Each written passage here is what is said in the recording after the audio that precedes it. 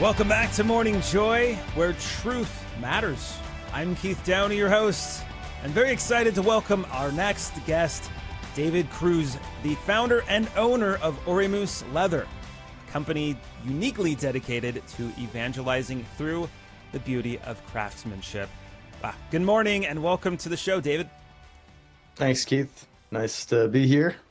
Yeah, likewise. Thank you so much for joining us this morning. I'm curious, your journey from seminary to founding OréMoose is quite unique.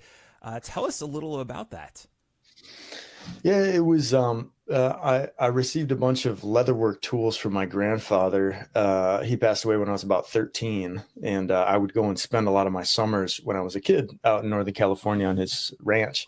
And he had a bunch of leatherwork tools. I don't think he actually did that much leatherwork, but it was like one of those hobbies that he wanted to get into and didn't really have time.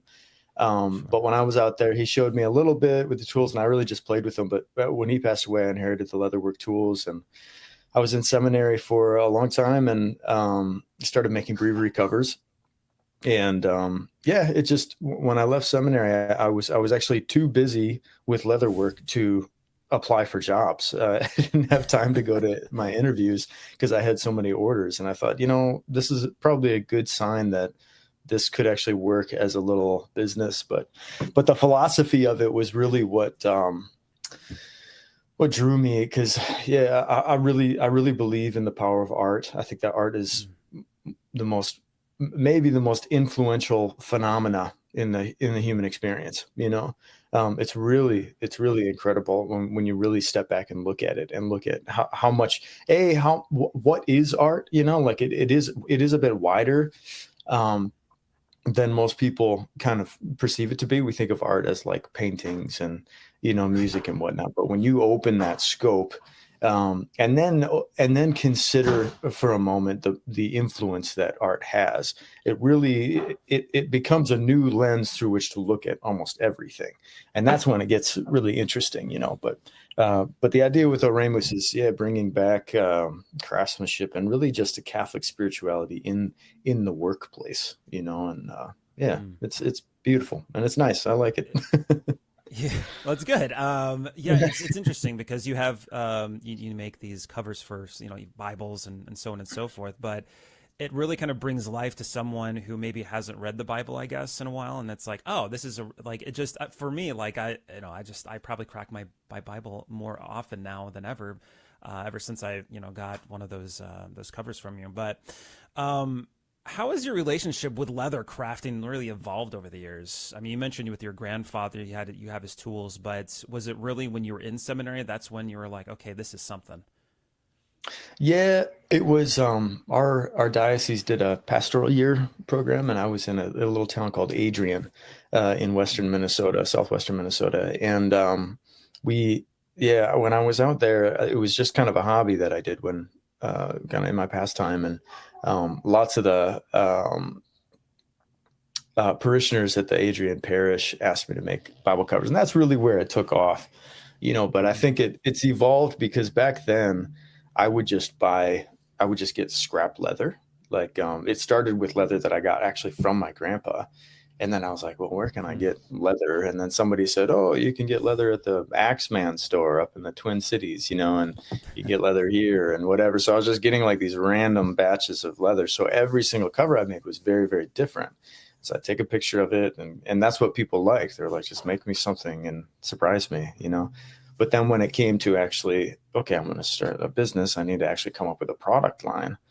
I was like, oh, well, I have like 150 different Bible covers to pick from as far as designs, And so that's kind of where it started. And I knew all the different leathers because I had worked with so many different leathers. I knew what I liked.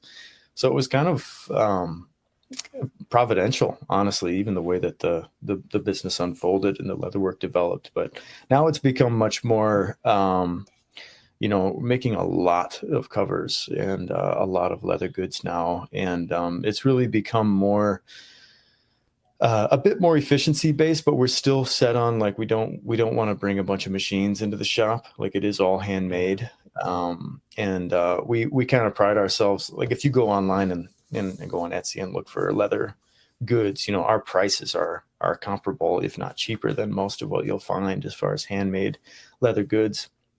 And we're proud of that, because you won't find anything that's fully handmade like ours is. Mm.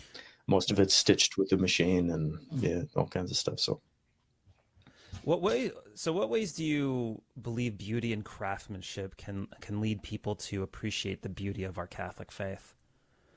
yeah, I mean, I think G.K. Chesterton talks about how every art is a philosophy. He talks about how art carries a philosophy, and I really believe that. I really do. I think that, and you're seeing it more. Like, for one thing, we're in this age where people are doing more art. Why? Because people have time. It's Yeah.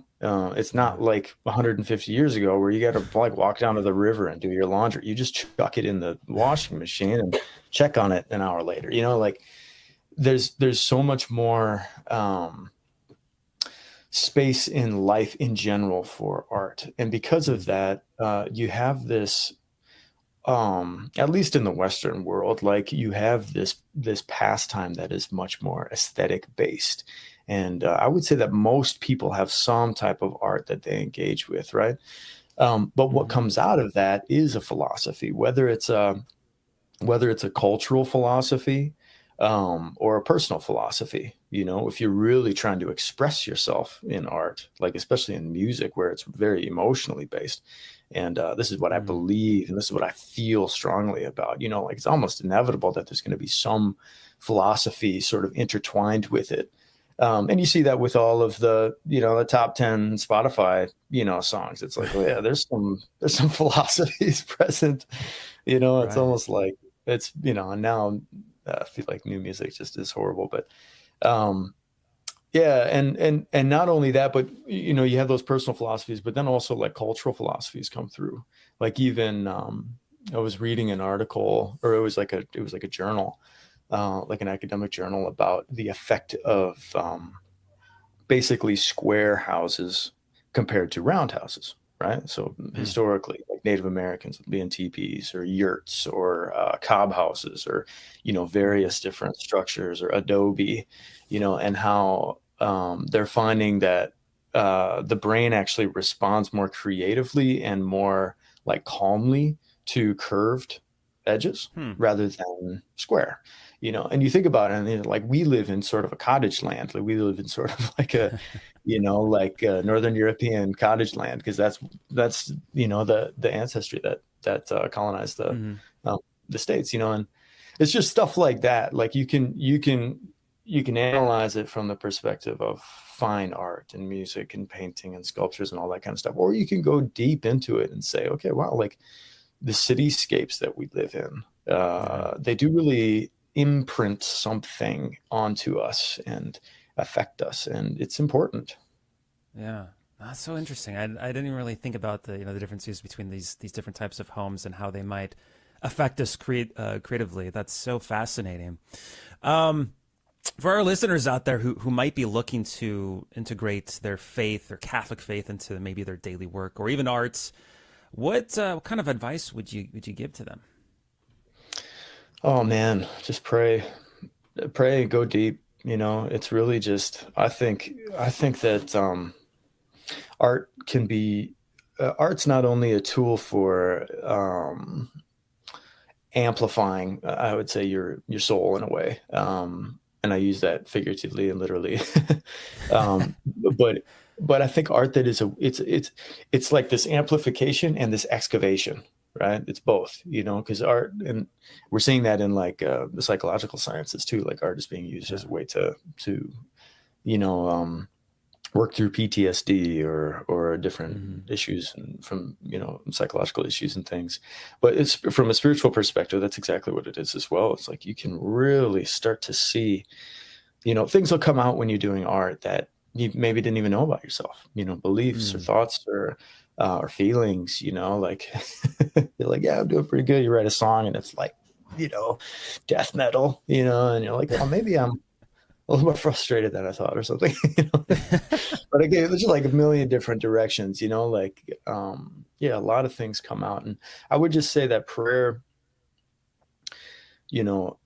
prayer is the truthful excavation, because there can be a false excavation that can happen through art. And a lot of artists do that. They just, I just feel really strongly about this. I don't really care why, and I don't care what's underneath that. I just want to stay in that feeling, and it's like, well, maybe that feeling is actually there because of a wound, and that wound really needs to be healed. And if that wound was healed, the feeling wouldn't be there anymore. And you wouldn't even want to write songs about that anymore. Like you see that with so many like pop stars that just kind of stuck in this emotional void, but I would say incorporating the faith, it is really just the same road as getting holy, get holy and do art. Just do it at the same time, and it really just comes out, I think. Yeah. There it is. Get holy, do art. I love it. And speaking of art, we can find more of your stuff by going to OréMoose, and let me spell it out because it doesn't sound right. It's a play on words. It's OREMOOSE.com.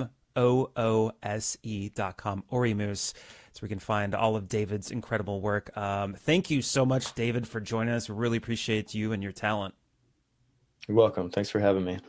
Absolutely. And that, ladies and gentlemen, is it for Morning Joy, Where Truth Matters, our Tuesday edition.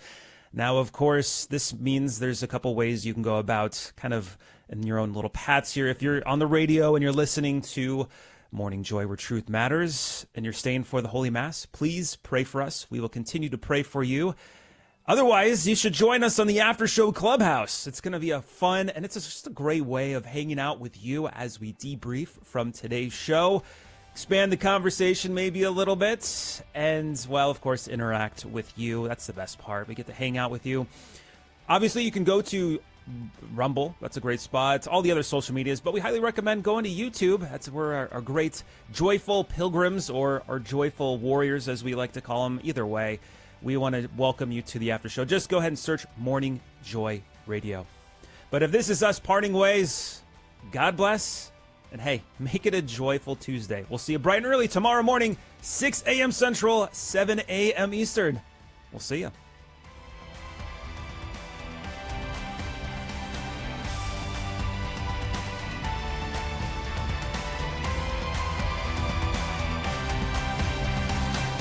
This has been Morning Joy, Where Truth Matters, hosted by Keith Downey. Take some joy with you today. Visit grnonline.com/joy to listen again, share a segment, or answer the question of the day. That's grnonline.com/joy.